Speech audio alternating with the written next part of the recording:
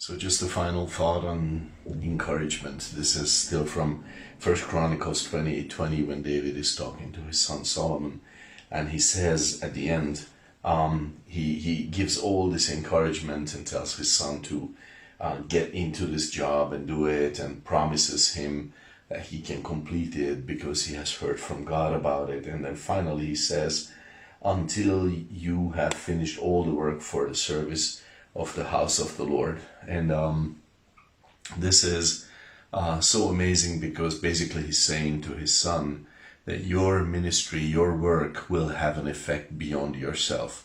It will reach to others. Actually, what you do will uphold the ministry of others. So Jesus said in Matthew 5:16, let your light so shine before men that they may see your good works and glorify your Father which is in heaven. And I think it's a mighty encouragement to our hearts when God tells us that listen, your life has an effect in this world. Your life has an effect on others, in your family, in your workplace, in your neighborhood, around, among your enemies, possibly, in your church. Your life, it has a value and it has an effect.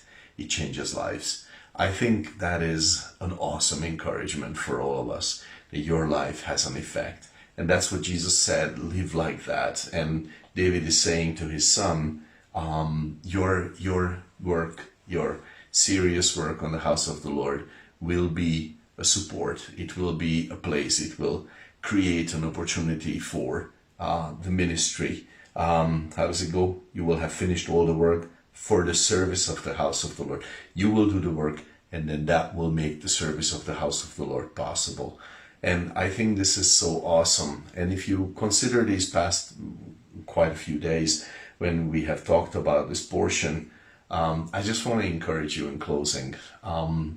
Think of a friend who needs to hear your encouragement. Really take the time, please. Think of a family member. And think of someone tired of ministry, someone in sickness maybe.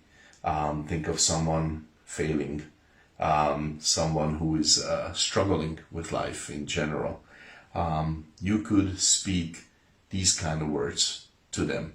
Of course, you need to hear from God as to what to say. But many times the Lord will just encourage our hearts to open our mouths and start speaking and start saying, and he will lead us in that. Not necessarily the same words, obviously, but the same truths you can tell to a brother, to a sister, to an unbeliever, so that they might know Christ. You could speak these truths to them, not necessarily the same words, but the same truths. And I encourage you to just, when we this thought, I finish now, and just consider that, and then do it, and then make it a daily thing in your life, and your life will have an amazing effect in this world. God bless you.